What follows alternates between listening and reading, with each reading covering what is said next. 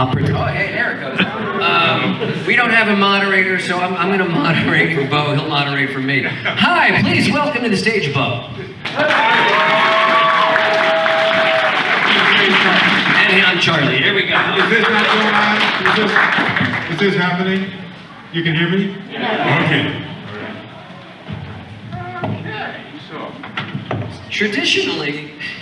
Traditionally in a panel, there's someone who kind of moderates things and steers the show.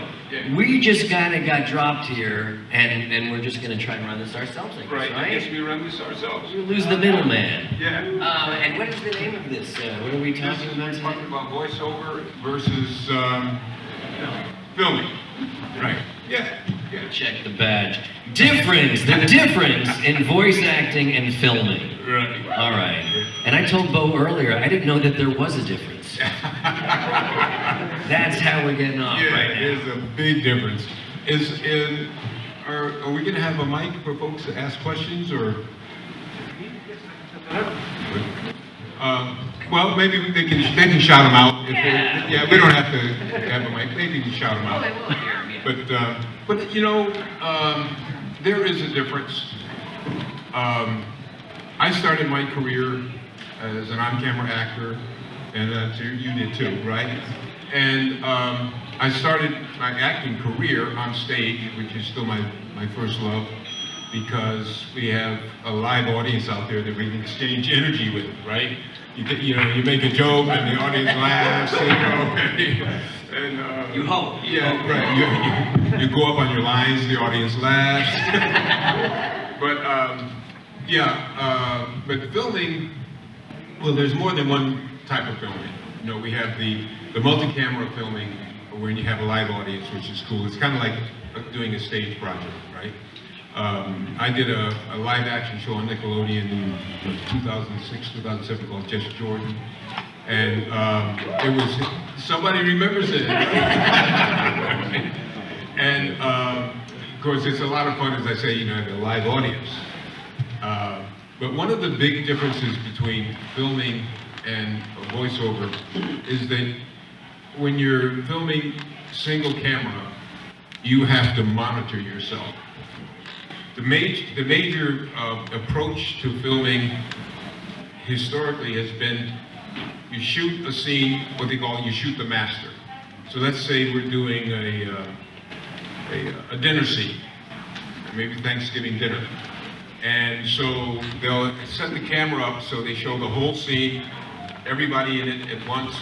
We go through the whole scene, and that's called the master. After we shoot the master, we move in to shoot close-ups, doing everybody's individual close-ups. So you imagine yourself, you're the actor, you're in the scene, and so what you have to do is monitor everything that you do and when you do it.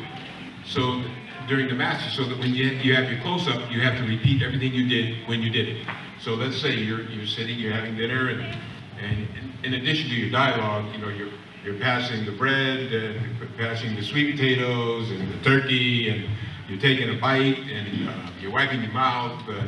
You have to remember everything that you did and when you did it. Now, get a grip of that. That's it.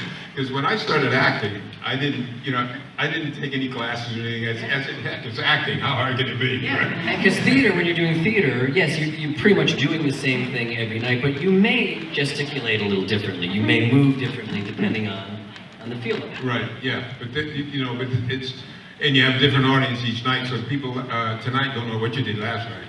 So as long as you don't go up on your lines, you're good to go. But with filming, as a matter of fact, I did this film, American President, with Michael Douglas, and I remember we had this situation where he ran his hand through his hair. I often do that. But he didn't remember, in the master he did it, but he didn't remember which hand he used. And so we have a person called a script supervisor or a continuity.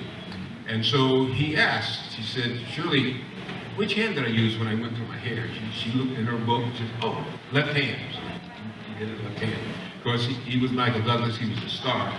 Beau, they didn't make any little notes for Beau. I had to remember my stuff, you know what I mean? But that'll give you a kind of a sense of the difference between voice acting and live camera acting. And as I say, there's, you know, single camera is much different from multi-camera. In multi-camera, you have 3 cameras, and you only have to do it once because they're getting all of the angles. But during single camera shooting, it can be quite a challenge, because in addition to remembering everything you did when you did it, you know, you have to deliver a character, Yeah. right? You know, all of the emotion and all of that stuff.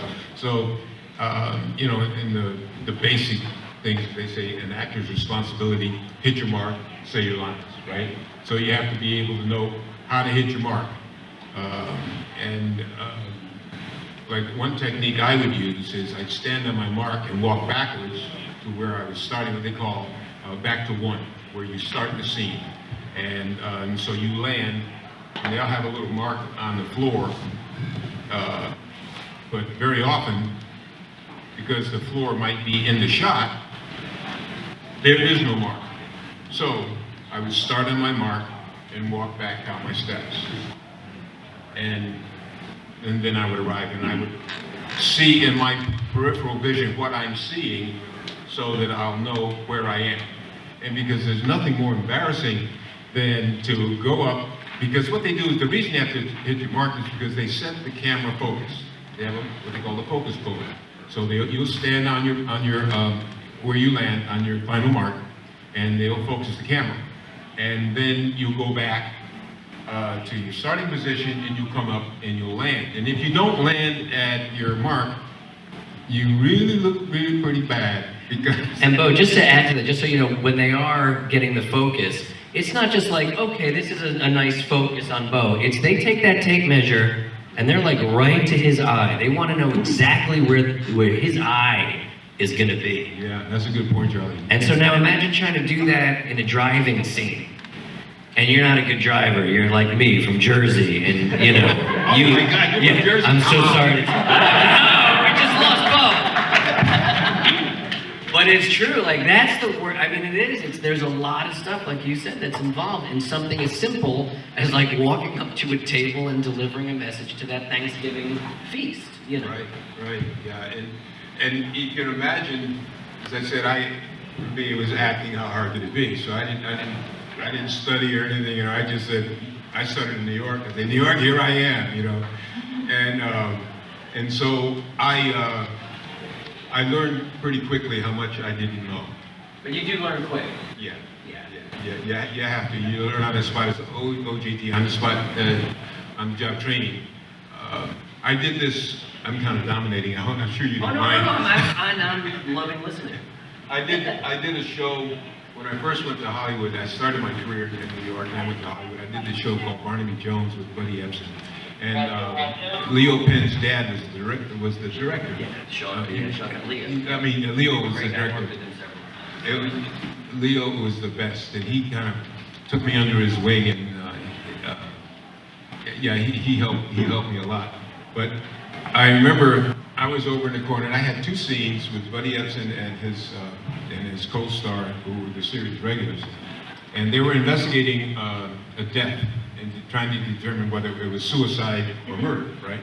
And I was a security guard, and so I'm over in the corner. You know, this is my first job in Hollywood, and I'm just like, my nerves, I'm breathing to try to calm myself down, you know, and all of this like an athlete has to do. And so Leo comes over, and Leo is this high-powered executive, director in Hollywood, and he walks on in Bermuda shorts and a baseball hat, crooked, you know. Yeah. And he says, "What are you doing, kid?" And I said, "I'm going away." Don't worry about it. You'll be fine. You know what I'm thinking? Yeah, I know. I'll be fine. I know. I'm sure. And Buddy Epson was, you know, that was a big show. Barnaby Jones, and Buddy Epson was. It was a big star. He did that show. You probably don't know, but it was Beverly Hills. What was it? Beverly Hillbillies.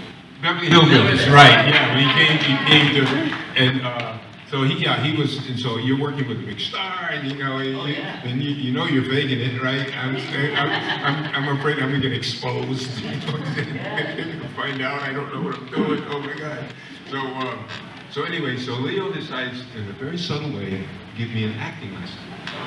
So he says, we're at the scene, we're rehearsing, and so he says to Buddy, Buddy, when do you look at Beau? And he winked at me when he said that. Leo winked at me. And so, I don't know if they cooked this up ahead of time or not, but so Buddy Epson goes through the whole scene explaining where his eye focus is. And, there are 3 of us in the scene, and he said, well, when Beau starts to speak, after 2 or 3 words, I go to Ben, I think this is the other guy in the scene. I go to Ben, and then I go back to Beau before he finishes his line, then I go back to Ben when Ben starts talking, and then when I start talking, I look back at Beau, and I'm going, what the heck?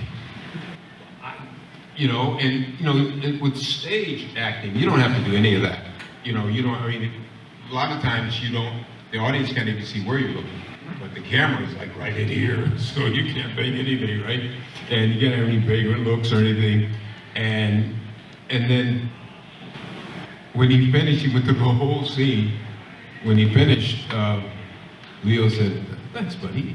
And then he looked at me and went, you better know your stuff, man. You gotta be on it. You can't be, just doing some vague stuff, right? Yeah. And as I say, that was my first show a TV show in Hollywood. And that's when I decided to take an acting class. I said, I can't fake this anymore. And the thing is, like, a lot of times when you're taking classes, you're studying character development, right? Yeah, you're studying the emotion about being emotionally available. Right. Yeah, it's all character stuff and it's all that personal stuff. There's really, because like you said, you did theater. Did you study in college at all? Or I didn't study. What was your first acting gig? Like, what made Beau go on stage? What happened? Okay. Did I ask the wrong question? I was born in Charleston, South Carolina. Okay. Okay, all right. I'll cut this case. Well, as fate would have it, I was captain of my football team in college, right? And so this is during the Vietnam era, where we all were in ROTC, and the people in theater arts and fine arts, they had long hair, we had buzz cuts, right. And they would come and picket our ROTC drills and yell at us, call us names, and then we would call them names. And so he thought it would be great if the captain of the football team did a play that would bring the campus together. And the play, and I said, play. And I think there was an episode of Glee that was like that. Yeah, there must have been. Yeah. And I was an episode. Yeah. Because I was dinosaur. So anyway, the show was Emperor Jones, and it was written by Eugene O'Neill, and it takes place on a Caribbean island where he's the emperor of the island. He's losing his mind. He's being chased by these haints, these ghosts, and in his mind, and he has these silver bullets, because I'm sure you know the only way you can kill a ghost is with a silver bullet, right? Proven fact. And I know you're all. And I know you're all packing, so. Anyway, and so he has these monologues on stage where he's all alone and just doing these monologues, and then he got my attention. I said, wait, I'm on stage alone. And he said, yeah. All right, I think I can work this out. And of course, my teammates said, oh, Beau's doing it. Yeah. Beau's doing it. I said, don't go there. Don't go there. So anyway, we did it. My character dies at the end of the show. Of course, just a little side story. My parents and my sister came to the show. My sister thought I really died. Because she was a little, she was, she's my mom said I would. We're not that lucky. But that was my introduction, and it was so fun, and the applause, and the laughter, and I'm thinking, I like Yeah. You know, I like this.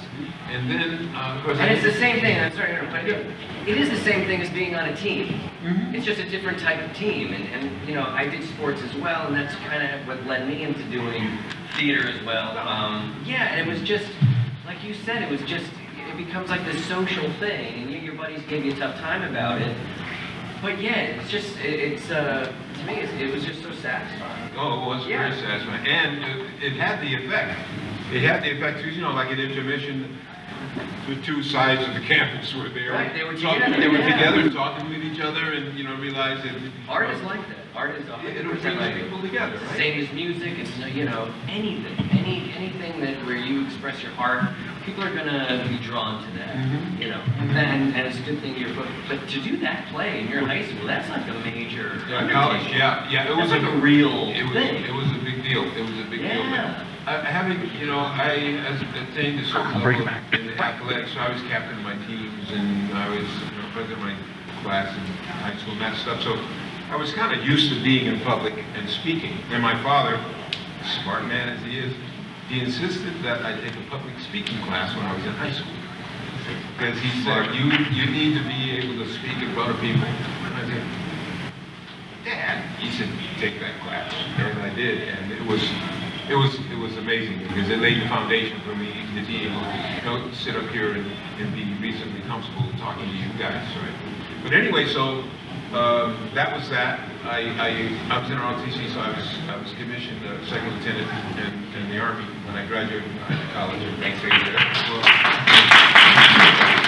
means a lot because back in those days, we hid the fact that we were in the military. It was you got spat on. Yeah, we got spat on, we were called baby killers and all of that.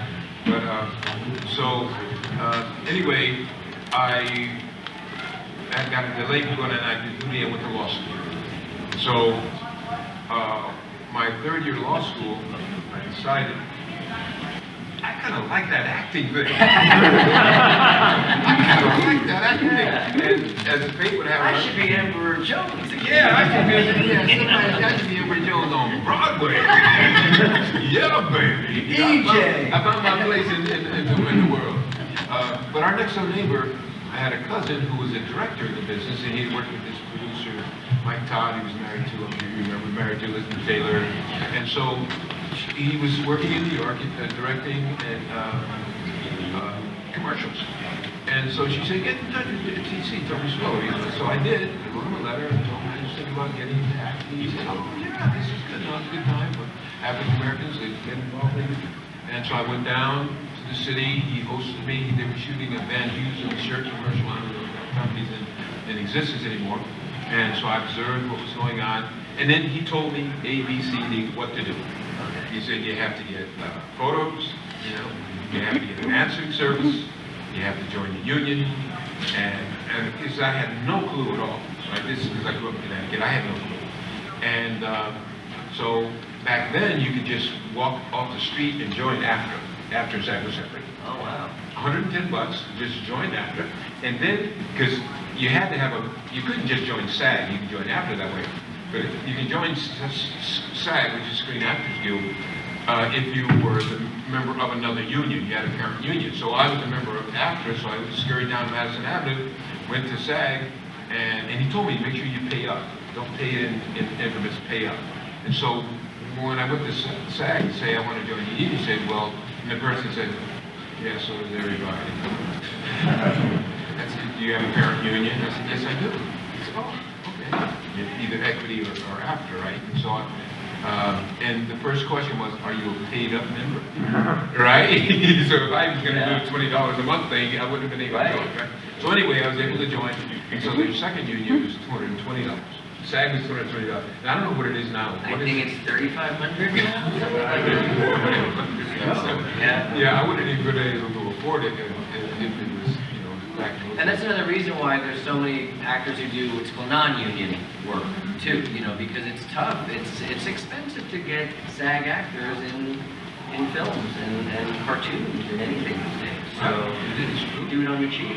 Yeah, I get it. And it's, I mean, from one standpoint, non-union work is good for people who aren't able to get into the union.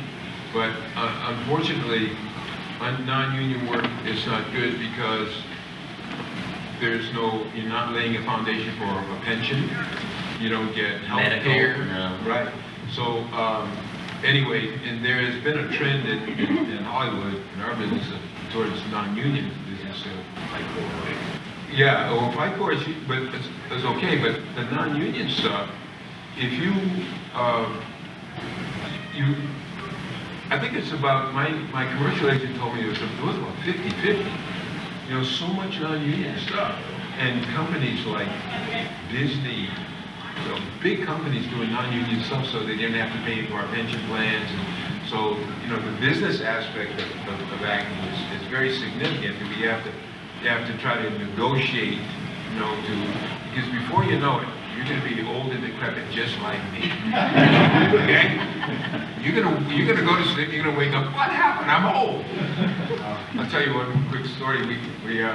My stories have stories. You probably know. Where we used to live, in my office I had a couch, and one wall was a mirror, and I decided I was going to take a nap. So I took a nap on the couch. It was up against the wall with the mirror. And I woke up facing the mirror, and I saw this ugly old man that was sleeping with me. And I realized I'm looking at myself in the mirror. There's this ugly old man. And that's when I'm thinking, what happened? I'm an old man now. I used to go up with That's young what my dads. wife says every morning. It's ugly old man. What happened to you? What happened to you? Spark? But anyway, so he told me what to do, and I was taking the bus down to New York, doing extra work. I started out on films. I was making, at that time, extras were making $29 a day. And so, a lot of times we'd have early calls. So I'd have to go down the night before, get a hotel room. And so each day that I worked for 29 bucks, I think it cost me 35. You're out of pocket. I was out of pocket. But I wanted it so badly that I was willing to do that. Of course, I was in law school at the time, too, missing classes. So things worked out pretty well. It's also the very first union job audition that I had, I booked it, and as it turned out, they were military training films for the Army, but they didn't know that I was technically in the Army at that time, but not on active duty. They just thought you were really good for the part. They did. This guy Right? seems to have something. Yeah. I said, these people are really aware. Like he came in with real blood on his Yeah. hands. Yeah, that was after my first murder. But anyway, the audition was like a Walter Mitty thing where I was imagining myself going into the barracks and imagining myself in scuba diving equipment with fins on and talking to these guys, and I had an improv, right?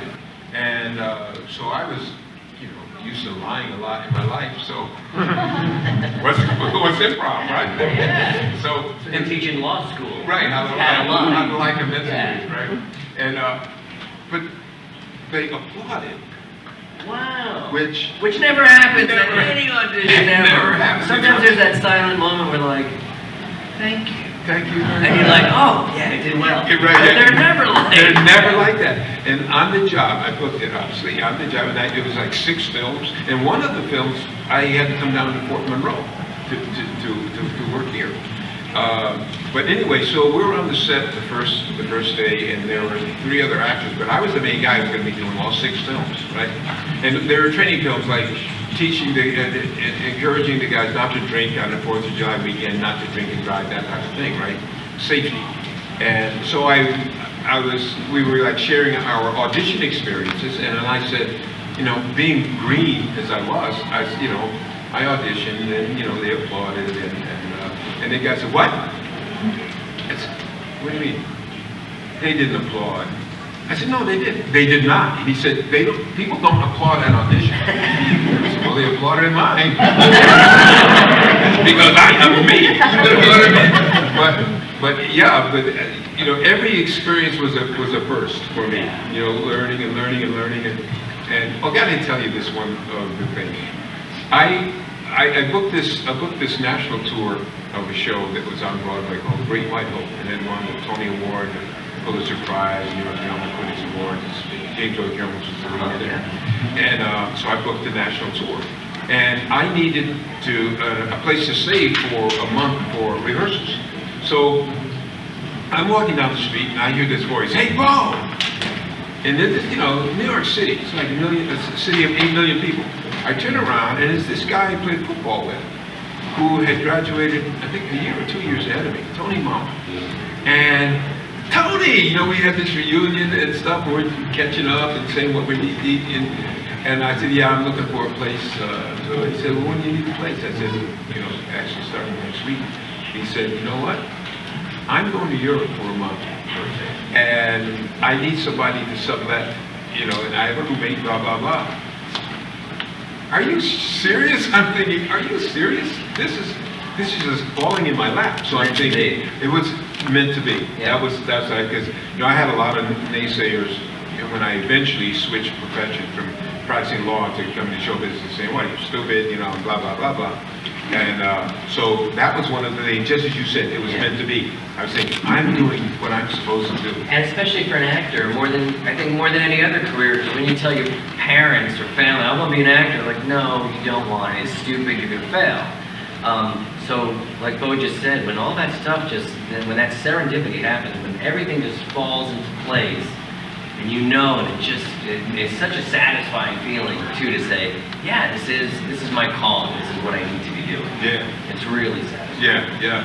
And my classmates from law school, I went on the tour, and then before I went into the military, I came home, and they had a little get together for me.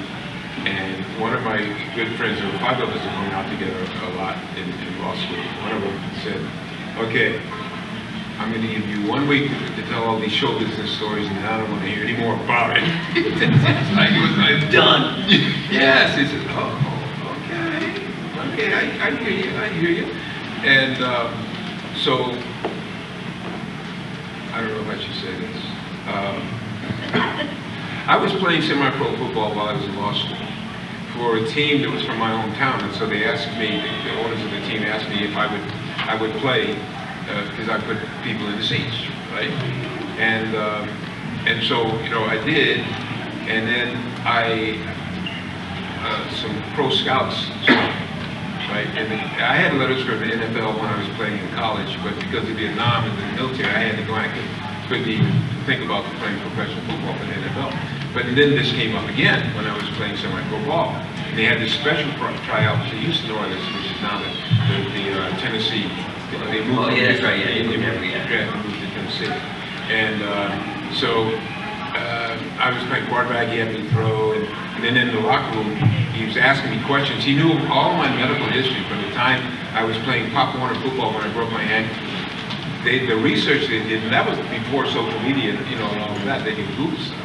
So he knew all of my medical history, and he said, "You could have gone pro out of college, but you weren't interested, but now you're interested." I said, yeah. And I didn't say anything about my military obligation. I wasn't available. But so I wrote my congressman to try to get out of my responsibility to go into the Army. He said, "No, you're already in the Army. You're just not on active duty, and they spent money on you in ROTC. You can't go playing professional football." Fine. So anyway, the scout said that, "Okay, well, I want to bring you to Houston. I want the big boys to take a look at you." Try Vaughn Phillips, was he the coach at that time? You remember this stuff? I'm a big football guy. In fact, I almost played professionally too, NFL. That was my plan B. That was your plan B? My parents really were like, "Charlie, come on, look at that football dream." I said, "Dad, I want to be an actor." It's like, "Oh, come on. Look what happened to Beau." Yeah. They knew. It was like, and it was funny. The press covered it, and it was just all. I still have the articles about blah blah blah, and I was trying to figure out if they could squeeze a year in of the NFL before I go to military. Yeah, sir. Put it on hold. Yeah, I'm Beau, but I can This do is that. peacetime too. We're not at war anymore. Well, we were at war. What year was this? Vietnam. Oh, yeah, That was in yeah. 1969. Yeah, that was like, yeah, that was a year I graduated from law school. So anyway, I'm going on and on, but that was my path. Yeah. You know, and you know, my classmates, everybody said you're stupid because they had this political career set up for me. I was going to be the first black governor of Connecticut, and just all of this stuff, and I didn't want that. Still should be. Yeah, I think that's still open. yeah, it's still available. Yeah. The first black governor of Yeah, Connecticut. right. Now I'll go try out. That was my third dream. That was Yes, to be that guy. to be that guy. Okay, look, you talk about. Well, no, let me yourself. ask you this, while we're on the subject of Beau. So here's the other thing, to bring it back to what we're here about, is that now how did you go from, because you had a great career, you're doing TV, you're doing film, and now voiceover, how did that happen? Was that like an accident, or? Yeah, or well, it's something? kind of. Because a lot of, here's the thing, there's a lot of actors, there's a lot of guys like us who do theater, do film, whatever, and then we end up doing it. There's like a handful of people though who grew up saying, I want to be Fred Flintstone, I want to be Hong Kong Phooey, whatever, and they do that. But that's like a small fraction of people. A lot of us, it just kind of comes about, and you do have to have a certain, you know, because I think this whole thing is about like film actors going into that, crossing that genre into animation. Because I was saying earlier, there's like tons of like Academy Award-winning actors who've been hired to do, you know, or casting brings them in to do a cartoon, and they're like, oh my God, he's terrible. He's terrible. And there are other people that are just really wonderful at it, and sometimes it is by accident. And But celebrity trumps talent. You know, Oh, I found that all out. the time. Yeah, and listen, I love Brad Pitt more than anybody. But like the other night we were watching, is it Mastermind? I think he's in Mastermind. Is that a movie? I think it is. Megamind, yes. I don't know anything. I'm just in the business. Megamind. And yeah, I'm listening to Brad Pitt going, okay, it's Brad Pitt. That just brought somebody's mom, you know, to see the movie. And it is. A lot of times it's a producer's way to publicize the film, and also to say, hey, I was in the booth today with Brad Pitt. Right, yeah. Instead of with Charlie Schlatter, who can sound like Brad Pitt if you pay him enough, whatever. Right. And he's much better than Brad. Much better looking, obviously. That too. So what was your first cartoon then? So, you know, I went to Hollywood. I started in New York, and I went to Hollywood after my military service, and to be an on-camera actor, because nobody went to any place to be a voice actor. No.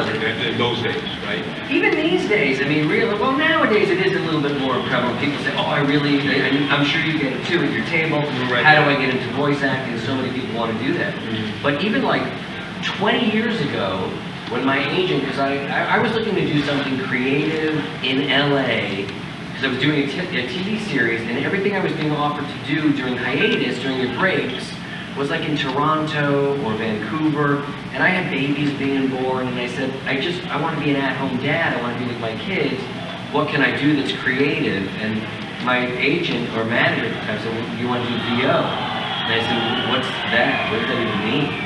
Because VO stands for voiceover. I go, yeah, okay, that sounds easy. Oh, I would be. But yeah, I mean, it wasn't even like a prevalent thing 20 years ago when I got it. So what was the thing? Well, what I was, you know, doing on-camera stuff, and I had a certain amount of success, and so a friend of mine, I don't know, do you know Doug Stone? But anyway, he was I don't know what his title was, but he brought me in to dub live-action foreign films. Like there would be a German film with an African actor. So he said, well, will you come in and dub this character in English? Can you do an African accent? Well, I'll do it from my father. Of course I can do an African accent. Who can? Does that make No. Oh, okay. Yeah, but you know, I would always have these templates for how to get into my accent, you know, for each actor. So that's why I do it from my father, and then I'll start, you know. But back then, you could just do it that general African accent. Nowadays, is it Ugandan? Is it Nigerian? Yeah. Is it South Africa? You know, so you know, you can't fake it now like I was able to fake it. Yeah. So anyway, so I did that. I did a number of those, and that was, you know, no beeps, nothing. You know, just time codes. You gotta wait, watch, and jump in. Right. What they call it, chasing the scene.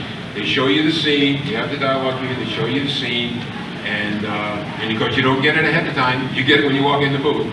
And so, you know, they show you the scene a couple of times, and you know, you have to try to absorb the mood and all of that stuff in addition to the dialogue. So, and then you just chase the scene. And there was no Pro Tools, there was no stretching, there was no compressing, there was just like, do it over if you mess it up. And once again, you know, I had been in kind of nerve-wracking situations, playing ball, and you know, all that stuff. And my heart was like beating out of my chest. Because I was so nervous. You want to do well. Yeah, you know, and I had never done it before. You know, I didn't go to school for dubbing, you know, so, and you never want to be the guy that messes stuff up. You know, you're doing a scene, you never want to be the guy that messes stuff up. And I messed stuff up. You messed stuff up. I messed stuff up. I'm good at messing stuff up. I can mess some stuff up. Can I say something also, that what Beau was talking about, also about this whole looping thing and dubbing, and you do this way more than I do, but anime is 100% that, right? I mean, it's like basically you're watching this cartoon and it's normally in Japanese, at least the ones I've done, they've all been in Japanese, and yeah, you just have to sit there and watch the tone and try and get the set, and the beep, beep, beep, and then you come in with the English dialogue and you have to match that intensity of that character and everything they've done. So it's not even like something that you didn't get to create, this German film that you saw, you know. No, and it was nerve-wracking too, because knowing when to start. It's like, now we have beeps, you know, you have 3 beeps, and the basic formula is you breathe on the second beep and you speak where the 4th beep would be. So it's like beep, breathe, beep, speak. But then there was just time codes under the screen, and so you know, okay, what numbers come up when you start speaking, when the scene starts, and you're watching your guy. Those numbers are going fast. Yeah, they're going fast. Because the seconds are going, and then the minutes are going, you know, like that. And so, you know, you got to jump in and do your thing. And it's like, you know, when you're doing it on camera, you know, we got speed and, you know, action. You know, like, right? You're just like, cut. You know, no, you don't say cut. You're the actor. You don't say cut. I said, well, I got my line, so I figured I'd just say cut. Dubbing is, I think it is one of the toughest things. And there are some actors who love it, like, because you'll dub for yourself. If you've done on-camera stuff, so many times you'll go back and you'll have to redo a scene that you did live, but now you're doing it in the studio. Why? Because they didn't understand that there was a plane that flew overhead and they missed one of your lines, or there was a car that nobody heard, or a child crying. So you have to go back in and you have to match your own performance. I don't mind that. There are some people who want to like loop their entire movie, you know, and God bless them. And there are some people who are just horrible, and you've all heard it. Like when you watch a movie, you're like, that doesn't even sound like the same guy. Sometimes it's not the same guy. And one of my first jobs doing looping or dubbing, there's a movie, and I remember this when you were talking, I just remember it. It's a movie called Hocus Pocus. I've never seen the movie like in its entirety, but I was hired, there's a boy in the movie, I guess he's like 15 or 16, I don't know how old he was, but I was hired to do all of his dialogue. Yeah, so I guess like, you know, and I still, to this day, I don't know who the actor was, and I'm sure he's very good, you probably all know who he is, he's probably a good guy. But the studio, I think it was Disney at the time, they're like, we like this guy, but we don't like how he sounds. So they brought me in, and I did every like breath with this kid. It was like for 5 days, nothing but like matching this kid, but like my own way. So that was kind of nice too. You get to do your own way. But they ended up using him, which I think, thankfully, good for him. You know, because you don't want to see yourself up there sounding like me. Right. Hi, I'm Beau.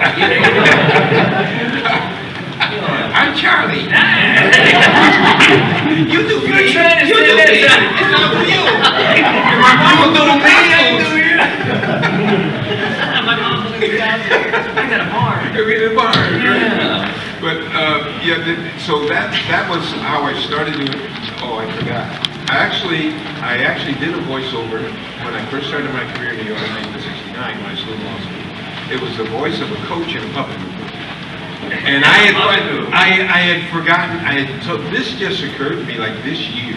Yeah. Because people talk to me about, and then it just popped out of nowhere, the puppet, to coach in the puppet.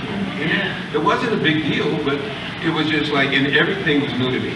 As I said, I had never studied, and everything was new to me. And New York was new to me. I mean, I lived in Connecticut, we go down periodically, but New York and walking the streets and trying to get a gig and all of that was just totally new to me. And it was exhilarating. It was really, really, really fun.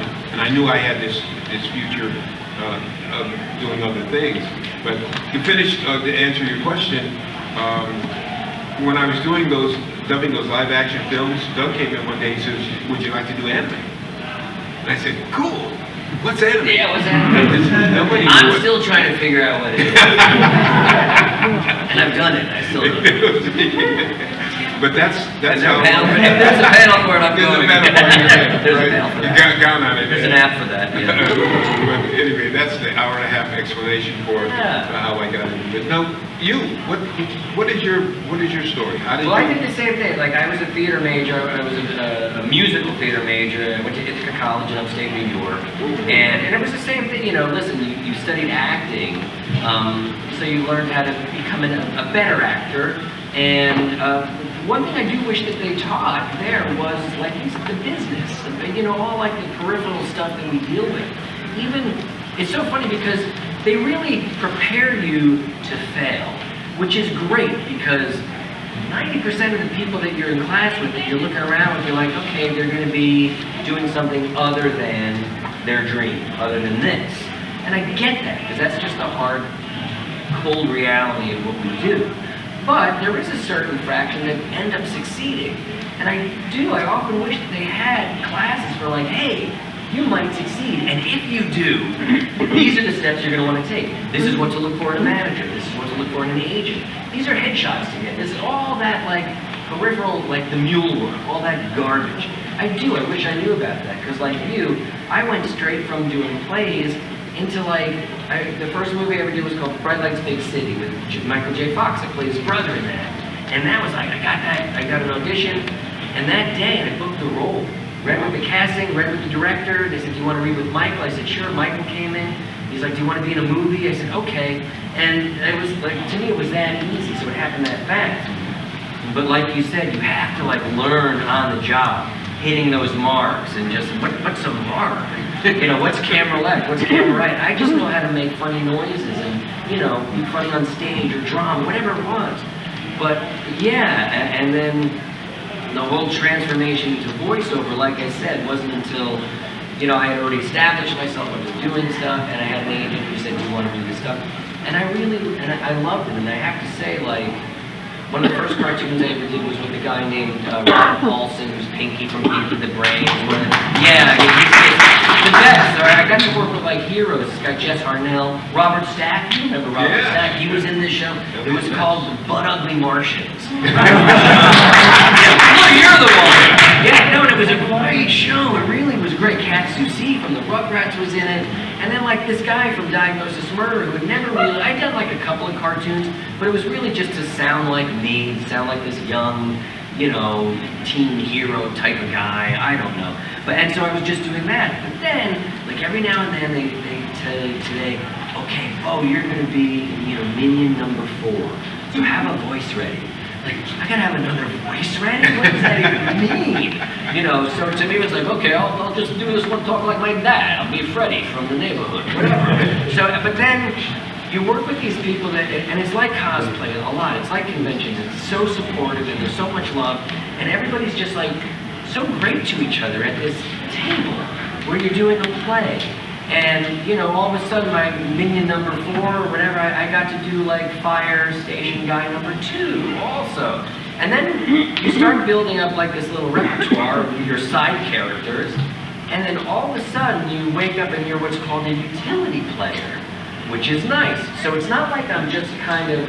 I still audition a lot for, you know, stuff that's coming in for, like, lead roles and stuff, or series regular roles.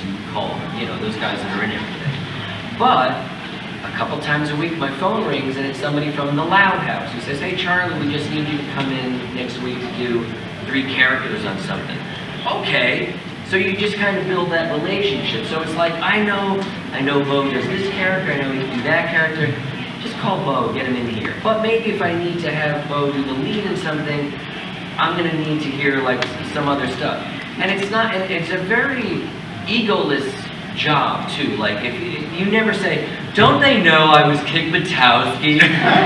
Don't they know? No, because Billy West from Futurama, he's going to be auditioning too, and Jeff Bennett, and whoever else you can imagine who's the top of.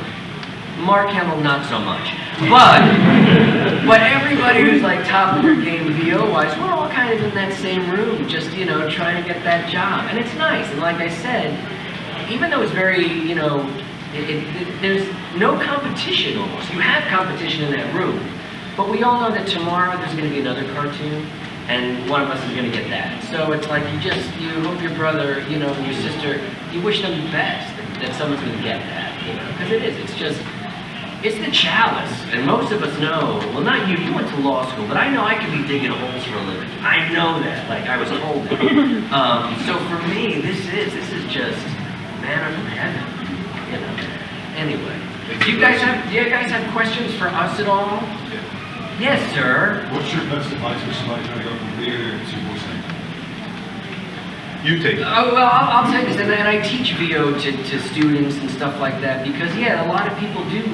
They're so enamored with like, oh my God, so you sit there, you make fart noises for a living, and they pay you. How do I get into that? But I always do say, first of all, be an actor, because there's so many guys who come up to you and say, hey, I do this really great, SpongeBob voice, and you say, Tom Kenny also does a great SpongeBob voice, so you stay in your lane, dude. But create stuff that's maybe sounds like that, but that's your own. And we all kind of borrow from each other, and there's nothing wrong with that at all.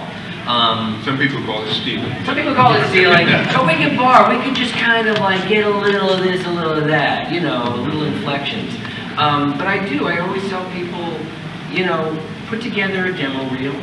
And that's just basically finding a really great copy that you're attracted to, great characters that you're attracted to, and then you find someone like me, like anybody who's out there to coach you to whatever, who can put together a product for you and see what you got. You know what I mean? But that's it. There's never, like, to me, there was never anything really like to study. I'm lucky that I'm an actor who just happens to have kind of like a rubbery voice. I don't do great impersonations of people or anything like that, but I can get it high and bring it low and do whatever it needs to be for the scene, the character. So I always say, just work on your voice, work on your instrument, But there are some people like Sam Elliott. Dude, he's gonna sound like Sam Elliott no matter what. Charlie's gonna sound like Sam. And that's what he's gonna be hired to do that no matter what. He's not gonna be that funny talking, light bulb in a commercial. Hey, whatever, he's not gonna be that. So there are those guys who are just amazing because they've got this crazy rich instrument. You're probably one of those guys too, because you've got like just a great sound to you. So, whether you're adding an accent to it or not, you're still going to bring like this crazy good instrument up to that microphone. And that doesn't lie. I mean, that's in his bones, that's in his DNA. And microphones, just like a camera, they know when you're lying. And they know when you're just doing an impersonation of somebody. There are people who just shake it, they get naked, they do whatever they have to do to get that sound right. And I look at those guys like, oh my God, I want to be you when I grow up. I really do, because it is like, they take it to another level of art. And I appreciate that. Those people are my mentors. I hope to get to that, level someday. But a good voiceover actor also, they know their lane. And I'm the first guy to say at an audition, if I'm not doing something right, I say, you know what? D. Bradley Baker can make this monster noise way better than I ever could. You should call it in. His agent is Cynthia over at SBV, and he'll get the call. Because we're like that to each other. Oh, you need a 10-year-old boy sound. He'll say, call Charlie. He sounds like a crazy whatever. And so it is. It's all give and take that way. It's really, really nice. And voiceover. Yeah. On camera is a little more cutting. Oh my, I hate it. It's a little bit more. Yeah, this is a great rule. Don't tell Charlie about this. Oh yeah. That's the truth, man. And it used to be like, you'd be sitting in a room with like 5 other actors who all kind of look like you. Oh, there's that Ethan Hawke guy. There's that whatever. And everyone just kind of look at each other. Charlie, you're going in now. It's like, okay, bye, guys. And I would just say, you guys win. You know, you can't even deal with that. But you're right. It's like on camera, it's not that vibe. That's why in voiceover, it's the chalice. It's really great. And it's open to anybody. You know, I know it seems very incestuous. It's like the same 8 guys who do, I always say, it's like the same 8 of us who do almost every cartoon that you hear. But the beauty of VO, that community, there's always like 2 other chairs at the table, and they're looking to fill those with somebody that no one has ever met before, or somebody who's blind, or somebody who's on the spectrum, or somebody, you know, somebody just different. They just want to have like this inclusive table, which I think is really awesome about that community. One thing I would suggest is if you want to do voice work, like Charlie said, know your lane, find out what you're good at, and then expand that. I narrated a few series on History Channel, and luckily I had practice by reading out loud at home, driving my family nuts like we all do. Right? Dad, shut up already. No, just read it normal. Yes. Stop with that African accent. Not that I do the African accent. You were there. He told me, stop it. You know, I'll flip from the Irish to the African. Right. You know, and she'll say, "You're sucking the air out of me. I can't breathe in here. You know, I got to take a break from you." But, you know, I mean, that's the, you know, we're always doing stuff. I mean, it's like in our bones to be, and when we're all at a party or all in a group together, it's like wild and crazy, you know. It gets a little nutty. Yeah. Other advice to people who do want to do VO is, like in music. I think most of us are musicians, you know, whether we're singers or drummers or guitar players.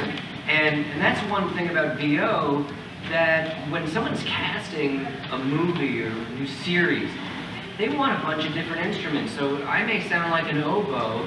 We got a bassoon right here. We need someone now who sounds like a piccolo for this. And if you're familiar with instruments, if you're familiar with sounds and vibrations, you kind of like, I personally, I love when I can look at a character that I'm doing, and I go, okay, he's got these little beady eyes, and he's got a little belly, or whatever, you know, and you kind of like start feeling that dude. And then you start saying, what instrument is this guy? What would he sound like? Oh, he's missing a tooth also, so maybe. And you just start adding that stuff. Because that's not, a lot of times that's not in the character description. You know, you don't get that. You don't get what's called the specs, the specifications of that character that they're looking for. So, yeah, and sometimes what I like to do also as a voice actor, like I go totally opposite. If it's like a huge character, I kind of bring it in a little, you know, or if it's a big, you know, or just the opposite, a little, give that guy a big one, whatever. It's something you want to give them sometimes that unexpected. Like you said, stay in your lane, expand it, but even during that audition, go so out of the lane. Do something that's so unexpected that they go, what the hell did this guy? And 99% of the times you're not going to get it. But that 1% that you do get it, you can be so satisfied that you like gave them some crazy shit. And they're like, wow. That's, we weren't even thinking that. Because half the time casting, they don't know what they want. They hope that you bring them the solution. And you have to go when I hear it or when I see it. Yeah, right? You have to go in there saying, guess who I am? I'm your solution. I'm the guy who's going to fix this problem. We have a few minutes. Do you want to ask any more questions, anybody? Yes. Yeah, I was just wondering, so you played a couple of Digimon voiceovers. What was the difference playing that versus like a human character and, you know, doing something that, you know, maybe runs and stuff like that versus going over the Japanese, dubbing over the Japanese? Well, if I, you know, doing on-camera stuff, I can't go in and say, hey, Paul. You know, no one's going to buy that. So, you know, They're not going to applaud for that audition. No, right. Wow. No, they're not going to do that. You know, they'll do something like. Thanks for coming. Yeah. That was very nice. Resume and Yeah, tip, yeah. yeah, very nice, Beau. You know? But you bring the human quality. Yeah, yeah, but that's, you know, as actors, we try to find some part of us that melds with the character we're portraying. But, you know, as doing voice work, there's no, you're not limited by what you look like. You know, there are so many jobs that I didn't get because I wasn't the big, huge fat guy, you know. Same. And We're so on the same we're still on the same career Our path. whole career path is How are we not in the same room together? I think we're the same person. You never see us together until now. Until now, right? Is that Beau or Charlie? We take it a little bus, man. We should go on the road, man. Let's take this to the next level. But I'm not sure if I totally understand the question, but one of the things, I think the bottom line with what we do is that we enjoy it. You know, if you enjoy what you do, you're going to provide a better product. There are some gigs that I didn't enjoy. You guys are familiar with the orcs, you know. The orcs can't sound like humans, so you do this.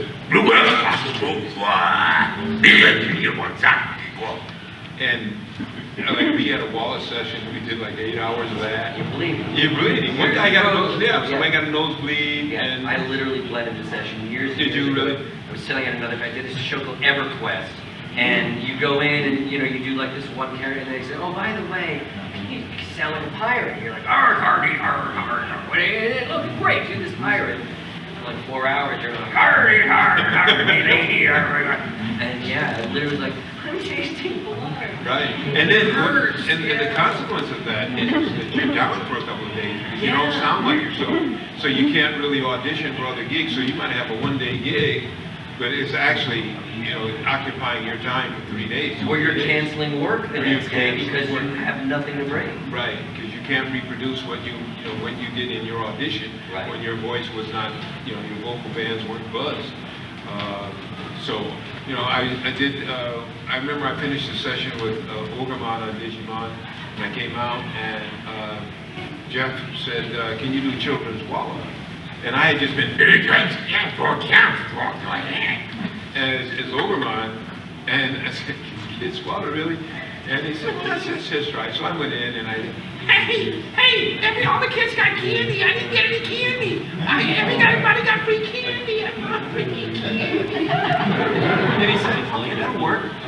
So, you know, 4 hours later. Yeah, right. But no, I mean, that's easier on the voice than the works, obviously. Oh, yeah. You're going up in guttural, your, throaty. that guttural throaty thing is rough on you. So you got to get your throat cozy and, you know, always warm up, hum and yawn to warm up, hum and yawn to warm down after you've done a gig.